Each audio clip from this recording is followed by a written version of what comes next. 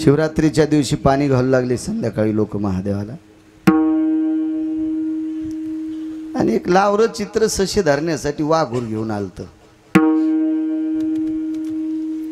काय त्या दिवशी त्याला शिकार सापडली एका ठिकाणी असं म्हणते। आता घरी जाण्यासाठी अंधार झाला, ती शिकार भाजली, तिथंच खाल्ली, काही बांधून गठुडं तसंच मासाचं ठुलं। रात्री आता घरी कधी जाईल म्हणून तिथंच थांबला। बाजूला असं मंदिर होतं सोपनराव, त्या मंदिरासारखं, आणि लोक पाण्याच्या कावडी घालू लागले तुकारामजीचा लोक। याने विचार केला एवढाली माणसं, काही काही बायकांच्या गळ्यात डाग दागिने सोने अलंकार सगळा थाट, मोठमोठाली माणसं, आणि पाणी घाललीत काय भेटत असेल। पण याच्याकडे गाडगच नव्हतं। आपण जी करतो का त्याच्या पाठीमागं सिद्धता असली पाहिजे, भाव असला पाहिजे, श्रद्धा असली पाहिजे। आपण काय असतं माहिती का, आपला अवडंबर जास्त असते, आपला देखावा जास्त असतो, लोकांनी आपल्याला चांगलं म्हणावं हा भाव असतो। तुम्हाला एक सांगू का, देवाला गोष्ट आवडली की सगळ्या गोष्टीत तो तुमच्या चौकोनात बसवितो आणि त्याचं तो भलं करत असतो। आपला पुरुषार्थ उदयाला येण्यासाठी आपला भाव तितका गोड पाहिजे, देखावा नाही, देखावा नाही। त्याने विचार केला काका ही सगळी लोक पाणी घालतात, आपल्याकडे तर तांब्या नाही, गिलास नाही, डबकं नाही, टंबरेल नाही, काहीच नाही। त्याच्या पायात 2 बुटं होते। हे लोक जिथून पाणी भरू लागले का तिथं तो गेला, त्यानं बुटं विसळले आणि दोन्ही बुटं पाण्यात घातले। पण एका बुटाला काटा टोचल्यामुळे त्याच्यातलं पाणी गळू लागले। ते म्हणलं हे आपल्या कामाचं नाही, दिलं बुटाड फेकून, आणि ज्या बुटाला छिद्र नव्हतं त्याच्यात पाणी घेतलं। आता बऱ्यापैकी लोकांची गर्दी कमी झाली आणि ते बूट त्याच्याच अंगावरच्या कपड्यानं आधार धरीत धरीत धरीत आतमध्ये गेला आणि शिवजीच्या अंगावर पाणी टाकलं। त्यालागी विमान पाठविले, बिल्वमंगळ म्हणायचं त्याला, त्यालागी विमान पाठविले। मला श्रुती नावाच्या व्यक्तीने प्रश्न केला, एवढ्या मोठ्या बायका इतक्या बेजार आहेत, यानं एक एक पोतं बेल आणलाय, काही न धोत्र्याची फुलं आणले, कोणी कशाची फुलं आणले, कोणी काय आणले, कोणी किती आणले काय। मग ह्या बायका किती बेजार येतात। आणि मांस खाणाऱ्या ज्यानं बुटानं पाणी घातलं त्याला विमान। शिवजीने सांगितलं हे सगळे काहीतरी बाजार घेऊन आलेले आहेत। कोणी म्हणतं मा नातू पहिली 3 वर्षे हे तो पास कवा होईल, कोणी म्हणले आमचं पोरगं कवा पास होईल, कोणी म्हणलं आमचं म्हातारं 24 तास 4 कटे वढीत, त्याच्यातले 2 कट्यावर कवा येईल, बिड्या कवा सुटत्याल, काही ना काही एक घरानं घेऊन आलेत। या हे शिकारी माणूस आहे, त्याच्याकडं काहीच नाही, पण त्याचं कवडीचं घराणं नाही, ते फक्त मला पाणी घालायलाच आलं, हा त्याचा भाव होता, हा त्याचा भाव। त्या लागी विमान पाठविले। आपला भाव तितका लागेल ना। आपण नको त्या ठिकाणी। एक जण महाराजाच्या पाय पडायला बाई गेली, ती म्हणली महाराज 3 वर्ष झालं पहिल्याच वर्गात पोरग आहे, याचं भलं व्हा। महाराज म्हणले 3 वर्ष झालं पहिल्या वर्गात म्हणजे याचं मेमरी कार्ड, ती म्हणली सगळंच उघडलेलं आहे नाही काही पण लिहता वाचण्यापुरतं। ऊसाचं ट्रॅक्टर गेल्यावर याला हिसाबाची पावती घेऊ, ती आणता यावा, इतकं दूध गिदी विकायला गेलं तर त्याला हिसाब काढवा, फॅक्टरीवर गेल्यावर इतकं त्याला याला करा। म्हणले बाई कळण्याचा काही विषय नाही, पण 20 वर्ष झालं माझ्याच पोराला गोळ्या चालू आहेत। मग ज्या महाराजाच्या पोराला 20 वर्ष झालं गोळ्या चालू आहेत, ते महाराज तुमच्या पोराचं कसं धड करीन। कुठं नका ना आपटी जाऊ डोके, कुठं बी नका, कुठं नका। महाराज देवसुद्धा शोधत असताना तसे शोधले पाहिजे। महाराज भगवानजी अधिकारी शिवजी आहेत, पण तिथं त्यांची साधना, तिथं उपासना, तिथं भाव, आपलं भलं होत असतं ना, पण ते भलं करण्यासाठी शिवजीकडे एकटं जाल जमत नाही। महाराज शिवजी आणि पंढरीपुरातले मालक तसे भेटत नाही, त्याच्यासाठी तसा साधू लागेल, तसा संत लागेल। हरिप्राप्ती शिवपाय धरावे संताचे ते पाय। एक 5 मिनिटात मुद्दा सांगतो, पूर्णविराम करतो। शिवजी कासार नावाचा संत होऊन गेले। मी परवाला प्रगट दिनात तुम्हाला चिंतन शिवला बऱ्यापैकी काही मंडळी आली, ती लक्ष्मी भाऊ तुम्ही प्रभुता त्या आधी करून होते। शिवजी कासार नावाचा एक संत आहे, समाजानं कासार आहे। पवित्र स्त्रीचा हात धरायची ताकद कोणात आहे का, काय कोणाची माय होईल, पण कासाराला बांगड्या भरत असताना दोन्ही हातानं स्त्रीचा हात धरावा लागतो। चुकीचं मार्गाने बोलल्या का मंत्र्याचं पद एका रात्यात गेलं तर नाही का, आपण तुमच्या परतूरलाच झालती का, जालन्याला सभा झालती ती, हो एका रात्यात संध्याकाळच्याला पार्टीनं पदच काढून घेतलं त्या मंत्र्याचं। तुम्ही घरी गेल्यावर पहा, मी तितकं सांगायला गुतं थोडं घेतलंय, ते काय गरज आहे आपल्याला ते काढवा विचारणं इचकेण्यासाठी, पण ऐकलेलं सांगतो। शिवजी कासार नावाचा एक वारकरी, पण जिजा तो वारकरी तुकोबरायच्या कीर्तनातली पहिली चाल म्हणायचा, पुढे चाल म्हणायची गंगाजी मवाळ आणि पाठीमागं चाल म्हणायची शिवजी कासार. पुण्यवान किती असतील कल्पना करा, ज्या शिवजींना तुकोबरायच्या कीर्तनातली चाल म्हणायला भेटती ते शिवजी किती पुण्यवान असतील. कधी कधी तुम्हाला सुद्धा लाज वाटत असेल शिवाजी बुवा, तुम्हाला एखाद्या वेळेस आता नाईलाजानं साथ आशेची करावं लागते की त्याचे गाणेच म्हणते तरी तुम्हाला साथ करावं लागते. हे तुमचंही थोडंसं पाप बरं का, राग येऊ देऊ नका. मला 4-2 ठिकाणी ऐकायला भेटला, असं वाटत होतं बापरे उठावा तर संप्रदायाचा नियम मोडतो आणि ऐकावा तर कोण्याच चौकटीत बसत नाही. आपलंही पाप समजायचं रामेश्वर बुवा. माऊली तुकोबरायच्या कीर्तनात पकवाज वाजवायला सोनबा ठाकूर होते. महाराज किती पुण्यवान पकवाद्या असेल की ज्याला तुकोबरायच्या कीर्तनात साथ करायला भेटते. आपण अभ्यासू किती आहेत त्याच्यापेक्षा आपल्याला अभ्यास कोणापुढं मांडायला भेटायला हा महत्त्वाचा विषय, याचं पुण्य असते.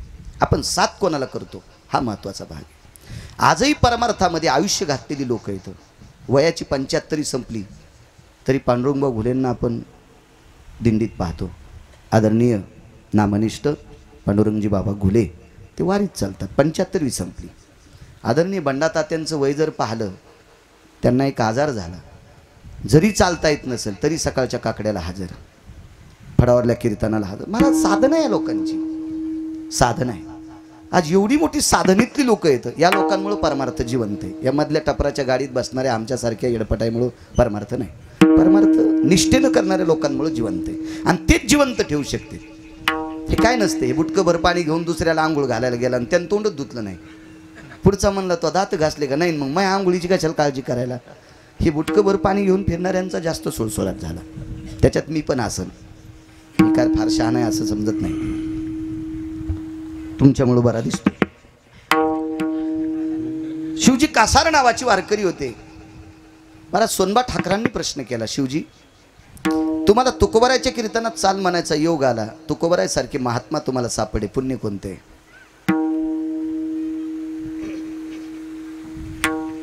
इथं बसलेल्या सत्पुरुषांना आणि मावल्यांना सांगतोय, फार मोठी साधना करायची गरज नाही. आपण नियम पाळणं हा सर्वात मोठा पुरुषार्थ आहे. ज्या मायबापानं सासू सासऱ्यानं संपत्ती कमवली त्या सासू सासऱ्यांचा आदर करणं, लाखो दुधाच्या घागरी महादेवाच्या पिंडीवर घातल्याचं पुण्य तुम्हाला प्राप्त होईल. त्या सासू सासऱ्याची संपत्ती, सोपानराव आनंद वाटला तुमच्या बाबाला तुम्ही फोटो काढताना बोलिलं, याच्यात तुमचा पुरुषार्थ आहे. तुम्ही मोठे झाला असताना फॅक्टरी टाकली असेल, तुमचं घर पाहिलं मी, रावणाला लाजवील असं घर आहे. मी गेलतो आप्पा त्यांच्याकडे, छान छान छान अस्तित्व तुमचं कुटुंबातलं चांगलं आहे, पण आजच्या प्रसंगात तुमच्या बाबाला तिथेही बोलवलं इथेही बोलवलं, याच्यात आनंद आहे. हां, तुम्ही नसतं बोलवलं ना तर वर्णन केलं असतं तुमचं पाकिटापुरतं, पण तिकडे गेल्यावर तुम्हाला सोपानराव म्हणलं नसतं, त्यालाच गिरगावकर म्हणते. विठाला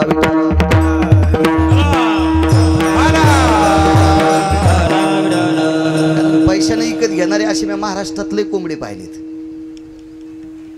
आणि पैसा हा वळवळीनं कधीच भेटत नसतो. पैसा जर वळवळ केल्यानं भेटला असता तर वैकुंठवासी वक्ते बाबा म्हणायचे, आडत्यापेक्षा हमाल जास्त काम करते आपण. मग श्रीमंत हमाला असतो का आडती? आडत्या प्रारब्ध.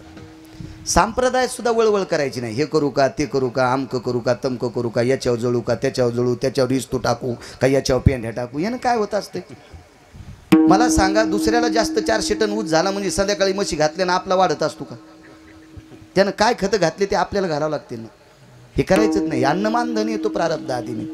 तुम्ही घेतलेली बैल बांधून वैरण खातील, मका चारीत असताल पण बांधून ना. आणि आकाश देवाला सोडायला काठाळ्या रामेश्वर कोणाची मका खातो का नाही? मग असे काही कठाळे समजायचे, तुम्ही नका नादी लागू द्यायचे. ते कठाळे आहेत, ते नशीब घेऊन आलेले आहेत. आपण आपल्या साधनेत करायचं. महाराज एक न एक दिवस विटेवरचा मालक इतका कृपाळू आहे, तुमच्या सात्विकपणाची दखल घेऊन तुमच्यामध्ये प्रसन्नतेची लहर पाडायची ताकद त्याच्यात आहे. चुका नाही करायच्या. चुकीनं काय माती भेटत नाही, काय माती भेटत नाही. तुम्हाला वाटतं का रात्री एका रात्री शिवरात्रीचं पारायण केल्याने तुमचा उद्धार होईल? तुमचा उद्धार त्याच दिवशी होईल. तुमच्या सासूला दात नसतील, तिनं शिवरात्र धरली असेल तर तिला नरम उसळ करून देणं, याच्यातच तुम्हाला शिवजीचं पारायण करण्यात येईल. सासूला कोपर खिळे हाणायली, दाताड नाही तर धरली बसली तू वाचित. कशाला वाचायली मंजुळा, कशाला करायली आगावपणा? काही नाही, काही तुला कवडीचा पुण्य नाही त्याच्यात, कवडीचं नाही. जैन संपत्ती कमवली त्याची हिसकून घ्यायची आणि त्याला कवडी मोल किंमत द्यायची नाही. सगळ्या अंगाला शिवलीला ग्रंथ बांधला तरी काही फायदा नाही, काही फायदा नाही. आपल्या घरातली सूत्र ज्याला कळतात का त्याला खरा परमार्थ म्हणतात. बघा आपल्यातला पुरुषार्थ. महाराज ज्ञानेश्वरी किती पाठ आहे, गाथा किती पाठ आहे, स्वराचं ज्ञान किती आहे, बोल किती पाठ आहेत, कीर्तन करून श्लोक किती सांगतो, वया किती सांगतो, पाठांतर किती आहे, पुराण किती सांगतो, त्याच्यापेक्षा आचरणात किती वागतो, हा महत्त्वातला पुरुषार्थ आहे. त्याच्यासारखा पुरुषार्थ दुसरा कुठला नाही. हीच खरी शिवरात्रीतली खरी शिवमुठ भगवान शिवशंकराला असेल. शिवजी कासारांना प्रश्न केला, शिवजी तुम्हाला तुकोबारायसारखा महात्मा सापडा, पुण्य कोणतं? एकच पुण्य होतं, बापानं बांगड्या धरायचा धंदा केला, मी तेच केला. पण माझ्या वडिलांनी कानात मंत्र सांगितला, माझ्यापेक्षा वयानं मोठी स्त्री असेल तिच्या हाताला हात लावत असताना तिला माय म्हणायचो, बरोबरीच्या वयाची असेल तिला बहीण म्हणायचो, आणि माझ्यापेक्षा कमी वयाची असेल तिला लेक समजून तिच्या हाताला हात लावून बांगड्या भरायच्या. हा पुरुषार्थ माझ्या पाठीमागं पडला आणि तुकोबारायसारखा महात्मा सापडला. तुकोबारायचं कीर्तन ऐकायचा योग शिवजी कासाराला त्या दिवशी खाली बसायची योग आला. टाळका नसेल, टाळका घेतला नसेल, उभे का राहिले नसतील त्याचा सिद्धांत आपल्याला सापडा नाही, पुरावा सापड्यावर तुम्हाला सांगेल. पण मला वाटतं शिवजी कासाराचा टाळ घेण्याची कोणाची मायवी आली, कोणाची हिंमत असेल. पण तो अधिकारी व्यक्ती आला असेल त्या दिवशी. शिवजी कासारांचा टाळ त्यांच्या गळ्यात होता, टाळ मोजकी होती, शिवजी कासार खाली बसलेले आहेत. आणि शिवजी कासार ज्या दिवशी खाली बसले, महाराज आपण जो परमार्थ करतो का हा फलद्रूप परमार्थ असावा तर विटेवरचा मालक आणि काशीतला मालक आपल्याला पावडत असतो, देखावेला नाही. तुम्ही किती देखावे करा, किती देखावे करा, किती देखावे करा. मालकाला उपाशी ठेवून जर पांडुरंगाला मंजुळा वाहत असेल, मालकाला उपाशी ठेवून जर शिवजीला पाणी घालीत असेल, त्याला सर्दी होईल बाई तू या पाणी घातल्यानं, तुझा उद्धार नाही. तू नवऱ्याला उपाशी ठेवून गेलीच. कारण काम करत असताना तत्व असलं पाहिजे. आम्ही संसारातली माणसं आहेत ना, आपण संसारातल्या माणसांना संसारातल्या जे नियम येतं ते पाळून परमार्थ केला तरी पोषक असतो. नातू शाळेत चाललाय, त्याची आई स्वयंपाक करायली, नातू शाळेत चालला, त्याची आई चपाती लाटायली, भाकरी करीत असेल, काय उपमा देत असेल, काहीतरी शिरा देत असेल, त्याला डब्याला द्यायचा आहे. तर तितक्या वेळात आजीनं त्याचं दप्तर हुडकून द्यायचं, त्याचे सॉक्स द्यायचे, त्याच्या बुटाची दोरी पडली असेल ती द्यायचं, पेन्सिल कुठं खोलरबल पडलं असेल ते देऊन त्याची पिशवी भरून स्वपनराव आजीनं मदत करायचं. पण माय त्याची स्वयंपाक करायली, पोरग दप्तर हुडकायला, आणि आजी तुळशीला येडे घालायली. आणि नेमकी त्याचा घटक चाचणीचा पेपर, त्याचं पेन्सिल आणि खोलरबल घरीच विसरलं.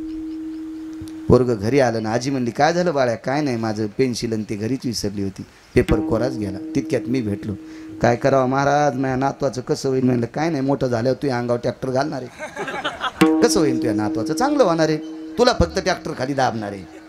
काय झालं महाराज? म्हणलं बाई त्याचा पेपर कोरा गेलाय, त्याची पेन्सिल करू लागली ना स्वयंपाक, तिला कळत नाही का? म्हणलं तुम्ही काय करू लागले? मी तुळशीला येडे घालू लागले. म्हणलं 56 हरिपाठ वाच.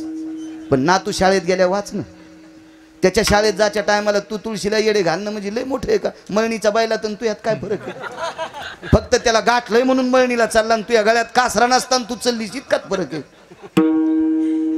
मला सांगा, अशा वाटुळीनं किती जरी महादेवाला पाणी घातलं, ह्यात सगळ्या म्हणत्यात बाळू महाराज लय चरचरे, आणि मी खरंच चरचरे ना, पण चुकीची चरचरी नसती. वागतोय तत्वात जिजा आणि बोलतोय कडक, वागणंही चोंभाळे नाही आणि बोलणंही नसन पटत. काही लोकांना देव पटत नव्हता, तर बाळू पटन हे कशा लक्षात घेता. येरवी दिठीवे दिली कवळे, ते चांदनिया ते म्हणे पिवळे, ते माझ्या स्वरूपी निर्मळे देखती दोष. भगवान सांगतात अर्जुना, कावीळ झालेल्या माणसाच्या डोळे पिवळे होत असतात जिजा, आणि ज्याच्या डोळ्याला पिवळा पडदा येतो त्याला चांदण्या पिवळ्या वाटतात. वस्तुस्थिती चांदण्या पिवळ्या नसतात. मग चांदण्याला पिवळे म्हणणारे डोळ्याचा आजार आहे. तै माझ्या स्वरूपी निर्मळे देखती दोष. अर्जुना, मला सुद्धा काही माणसं दोषी. आता दुर्योधन देवाला चांगलं समजित असेल का काकडे बो? नाही. मग देव वाईट होता का? नाही. मग देवालाही वाईट म्हणणारी जनता होती ना, तसं बाळूलाही वाईट म्हणणारे आज नसतील का? शोन शक्य. विठाला विठाला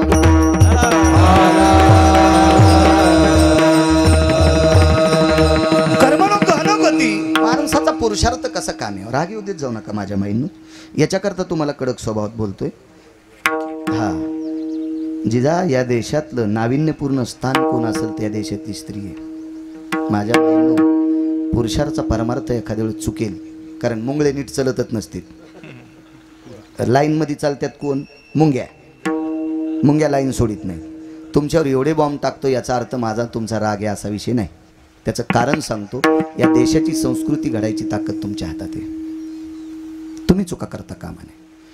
मी जरी महाराष्ट्रात कीर्तन करीत असेल तरी माझ्या मुलाला किती वेळ देऊ शकतो काका मी? मोजका. तुम्ही सुद्धा बसलेली माणसं घरी किती वेळ देऊ शकतात? थोडा. सगळ्यात जास्त वेळ रामेश्वर कोण देऊ शकते? त्याची आई.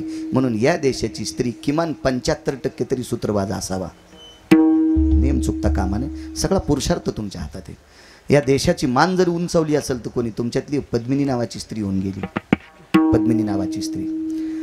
अल्लाउद्दीन खिलजी नावाचा व्यक्ती, ती इतकी सुंदर होती, तिचं शरीर वाटवण्यासाठी आलता. तिने नवऱ्याला सांगितलं, मालक तुम्ही काळजी करू नका, फक्त त्याला बैठकीत बोलत राहा. तो काही धनासाठी आलेला नाही, राज्यासाठी आला नाही, माझ्या शरीराचे धिंगडे उडवण्यासाठी आलेला आहे. आणि ती पाठीमागं गेली. 2700 कर्मचारी बायका होत्या. 2700 स्त्रिया होत्या तिच्या ताब्यात. 2700. तिचं नाव होतं पद्मिनी. सगळ्यांनी 5 मिनिटात एकत्रित केलं आणि सगळ्यांना सांगितलं, आज राज्यावर बाजू तुम्ही वरी जाऊन बघा, चौकड उघड्या तलवारी आहेत. 1400 काहीतरी तलवारी उघड्या गडाच्या भोवताल होत्या, त्या किल्ल्याच्या भोवताल. आणि हा काही राज्य लुटण्यासाठी आलेला खिलजी नाही, माझ्या शरीराचे चोजले लुटण्यासाठी आलेला आहे. तर आता हा कुंड आहे, त्या कुंडात मी सरपण टाकले. त्या कुंडाला जोहार कुंड नाव पडलं. कधी कधी मोबाईलवर बटन दाबा चांगलं. ठीक आहे, मला भारीचा मोबाईल नाही, नसू द्या, पण तुम्हाला आहेत ना. तुमच्या नातवाला सांगा, तुमच्या लेकीला सांगा, मुलाला सांगा, ते चरित्र काढायला लावा, पद्मिनीचं चरित्र काढायला लावा, लक्षात येईल. आणि तिने सगळ्यांना सांगितलं की या शरीराला, पवित्र शरीराला त्या खिलजीचा हात लागू नये आणि चंद्र सूर्य तोपर्यंत हिंदुत्वाच्या स्त्रीला कलंक लागू नये, म्हणून या कुंडामध्ये सरपण टाकून मी जाज जोहार करून घेणार. त्या कुंडाला जोहार कुंड म्हणतात. 2700 मधल्या 22 स्त्रिया बाजूला सरकल्या, काम करणाऱ्या 2200 स्त्रिया. त्यांनी सांगितलं, मालकीनबाई तुमच्या शरीराला वाटवण्यासाठी खिलजी आला, पण त्याच्यासोबत हजारो सैन्य आहे. हे हजारो सैन्य आम्हाला सोडणार नाही. मग तुमच्या सानिध्यात राहणाऱ्या सुद्धा आम्ही किती पवित्र आहेत. 2701. तिनं आधी उडी टाकली आणि या 2700 बायकांनी त्या कुंडात जोहार करून घेतलंय. या देशाची मान इतकी उंचावली, त्याच्यातले तुम्ही आहात. म्हणून माझ्या वारकरी संप्रदायाने दखल घेतली. राज्य, राणी व संपत्ती, या देशाची श्रेष्ठ संपत्ती कोण असेल तर तुम्ही आहात. मी कधी सांगत असतो, बायकांनी महाराजांच्या पाया पडण्यापेक्षा नवऱ्याच्या पडत जा. अजय लबडे नावाचा एक गरजा महाराष्ट्र चॅनलवाला पोर आहे. त्यानं मला सांगितलं, बाबा तुम्हाला कमेंट आली, काही बायका म्हणल्या आमचा नवरा पाया पडून घेण्याच्या लायकीचाच नाही, त्याच्या पडावा कसं, ही तुम्हाला कमेंट आली. आता मला तर काही मोबाईल नाही, काय टाकायची असेल टाकी जा. तर ते म्हणलं आमच्या परिसरातल्या बायका आहेत त्यांनी टाकली. आता इथं कीर्तन, तिथं शंका, राजूर गणपतीत शंका दूर केली की नवरा नालायक जरी असला तरी पाया का पडा. त्याचं कारण सांगतो. नवऱ्यानं नालायकपणा केल्यावर जर बायकोनं नालायकपणा केला तर दोघंही मारताल, त्याबद्दल काही दुमत नाही. पण परिणाम काय होतो माहिती आहे का? तुमच्यापासून निर्माण झालेल्या निष्पाप वासरांचा उन्हाळा होतोय. तुम्ही जन्माला आणलेली जी लेकरं आहेत का, हे निष्पाप वासर आहेत, निष्पाप वासर आहेत. नवऱ्याच्या, माईच्या, बापाच्या नालायकपणामुळं त्या दोन्ही निष्पाप लेकरांचा, तुम्हाला किती मुली असतील, किती मुलं असतील, काय या निष्पाप वासरांचा उन्हाळा होऊन जातो. म्हणून शास्त्र असं सांगतं की मुंगळ्यानं जरी लहानपणा नाही घेतला तर मुंगीनं घ्या. नवरा जरी नालायक वागला तर पत्नीनं लहानपणा घ्या. आणि त्या लहानपणात महाराज पक्षीन जशी आपल्या पंखाखाली पिलांना सांभाळते, आई सुद्धा लेकरांना मोठं करू शकते. छत्रपती शिवाजी महाराजांना नुसते वडील होते, कृपा काय होती? आधार तर आईचाच होता, आईचाच होता, आईचाच होता. महाराज या देशाचा राजा घडवला, आईनं घडवला. धर्मनिरपेक्ष राजा महाराणा प्रताप घडवले, आईनं घडवले. महाराज किती मोठा पुरुषार्थ आहे तुमच्यातला. म्हणून तुम्ही लहानपणा घ्या, आपल्या बाळांसाठी लहानपणा घ्या, आपल्या मुलीसाठी लहानपणा घ्या, आपल्या मुलासाठी घ्या. पडा पाय, एक ना एक दिवस त्याला लाज वाटेल. नाही वाटली तरी तुमच्या करुणपणाची लाज विटेवरच्या मालकाला वाटेल आणि तुमच्या लेकरांचा संसार बरा करीन. याच्याकरता लहानपणा घ्या म्हणतो. मी काय तुमच्यावर बॉम्ब टाकीत नाही, मी पुराण पाहून सांगतो. कारण बाईचा सर्वात मोठा देव आपला पती, माणसाचा सर्वात मोठा देव आपले आईवडील आहेत. असो, त्या शिवजी कासारानं सांगितलं, या महिलांचा हाताला स्पर्श करत असताना माय, बहीण आणि लेक म्हणलो याचा पुरुषार्थ प्राप्त झाला. मला तुकोबारायसारखा महात्मा सापडला. कर्मनो गहन गोती. त्याच कीर्तनात त्याच दिवशी शिवजी कासाराचा मुलगा मरण पावला. शिवजी कासाराच्या पत्नीने मुलगा खांद्यावर घेतला आणि तुकोबरायच्या कीर्तनात येऊन बसली. आपटीला नाही, हे चूक शब्द आहे बरं, नाही, कारण ती एका वारकऱ्याची पत्नी होती, असं चूक करणार नाही. कधी कधी एक दोन कीर्तनकाराच्या मुखारविंदातून ऐकलं, तिला कोण्या बायकांनी लावून दिलं, तिनं पोरगं खांद्यावर घेतलं, तुकोबरायच्या कीर्तनात पोरगं आपटून दिलं. कशी आपटीन महाराज? मेलेलं जरी असेल तरी पोरगं आहे, मेलेली जरी असेल. महाराज सात्विक माणसं गाई वासराची बैलाची सुद्धा अंत्यविधी चांगली करतो, घोड्याची सुद्धा आपण केली भाऊ, बैल सुद्धा, गाय सुद्धा. महाराज काही काही लोकांनी कुत्र्याच्या सुद्धा अंत्यविध्या चांगल्या केल्या, कारण जीवनभर त्या कुत्र्यानं वाडा सांभाळलाय. तर पोटच्या लेकराला काका ती आपटून कशी दिली? ती माय ना, माय ती. म्हणजे आमच्याही लोकांना भान असल्यासारखं बोललं पाहिजे. परिणाम काय होतो माहिती आहे का? ठीक आहे, तितकं बोलून जातो आपण, पण याचा परिणाम नंतर घडतो. मोटरसायकलचा ड्रायव्हर चुकला 2 मरतील, जीपचा चुकला 10 मरतील, एसटीचा चुकला 55 मरतील, रेल्वेचा चुकला 1000 मरतील, वक्ताचा चुकला कोटी मरतील. महाराज या जिजा अशा बायका आहेत, एखाद्या वेळेस नवऱ्याचं ऐकायचं नाही, पण आम्ही सांगितलं की ते ऐकत आहेत. मग आम्ही जर चुकीचं बोलून गेलो आणि ह्या जर ऐकत राहिल्या आणि परिणाम उद्या सुनानं केला, नातवानं केला, नातीनं केला, नातानं केला, तर याचे परिणाम उलट होत असतात आणि धर्म मातीत जात असतो. याचं पाप महाराज किती भोगल ते नंतर सोडून द्या, पण लोक किती वाम मार्गाला जातात हा महत्त्वाचा मुद्दा आहे ना. त्याच्यामुळे चुकीचं बोलायचं नाही. खांद्यावर मुलाचं प्रेत घेतलं, तुकोबरायच्या कीर्तनात बसली. त्यावेळेला एवढी गर्दी तुकोबरायच्या कीर्तनाला नव्हती, कारण काळ तसा नव्हता आकाश महाराज. आणि मांडीवर पोरगं घेतले, डोकं मांडीवर आहे, शरीर खाली आहे, मोठं पोरगं होतं, थोडंसं रडू लागली. शेजारणीने विचारलं, बाई रडता कशा करता? काय नाही म्हणे, माझा मुलगा मरण पावला. मग मेलेला मुलगा इथं कसा आणला? याच्याकरता आणला बाई. छत्रपती शिवाजी महाराजांच्या मांडीला मांडी लावून बसलेली जी व्यक्ती आहे ती या मुलाचे बाबा आहेत. त्यांना सांगायचंय आपला बाळ गेलाय. मी सांगू का तुकोबरायला कीर्तन? नको म्हणे. मी कीर्तनं तुकोबरायची ऐकली, माझ्या मालकानं ऐकली, पण माझ्या मुलाला ऐकायला जिवंतपणे योग आला नाही. मेल्या का होत नाही, त्याच्या अंगावर तुकोबरायची शब्द सुमनं पडतात, शब्दाची सुमनं पडतात. त्याच्यापेक्षा अजून काय निश्चित त्याला मोक्ष प्राप्त होईल. आणि तुकोबरायला महाराज सगळ्यांना कळतं, त्या अर्थी तुकोबरायला का कळत नसं? तुकोबरायने डोळे झाकले, विठ्ठल विठ्ठल भजन चालू होतं आणि विटेवरच्या मालकाला विनंती केली, ज्यांना आयुष्यभरात स्वतःची पत्नी सोडून जगातल्या प्रत्येक ज्येष्ठ स्त्रीला माय म्हणाला, बरोबरीच्या स्त्रीला बहीण म्हणाला आणि कमी वयाच्या स्त्रीला लेक म्हणाला, असा जर ज्याचा वारकरी संप्रदायातला पुरुषार्थ असेल आणि त्याचा एवढा मोठा गोड भक्तीतला पुरुषार्थ असून माझ्याच कीर्तनात त्याच्या पोराचं प्रेत पडावा, देवा मी सुद्धा वाम आहे का रे? महाराज विठ्ठल विठ्ठल भजन संपलं, कीर्तनाला सुरुवात झाली. कीर्तनात तुकोबराय बोलत होते, तेवढ्या अवकाशात झोपीतलं उठावा असं मेलेलं पोरगं उठतं, आईचे डोळे पुसतंय. आई तू का रडती ग? महाराज किती मोठा शिवजी कासाराचा पुरुषार्थ आहे. काय वानू आता न पुरे वाणी, मस्तक चरणी ठेवी तसे विढोबार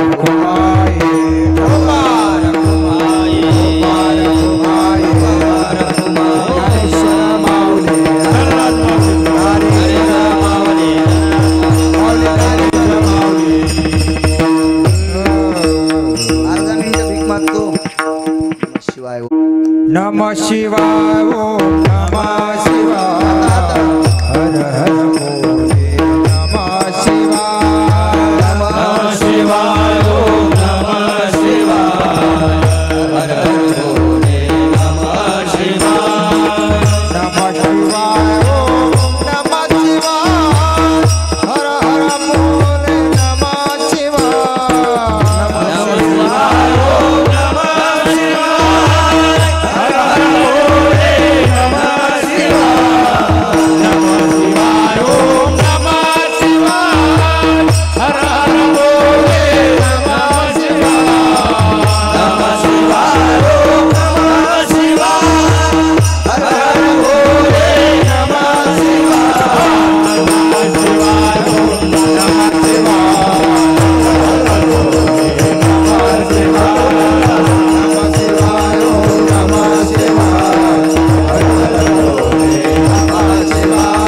नमः शिवाय ओम नमः शिवाय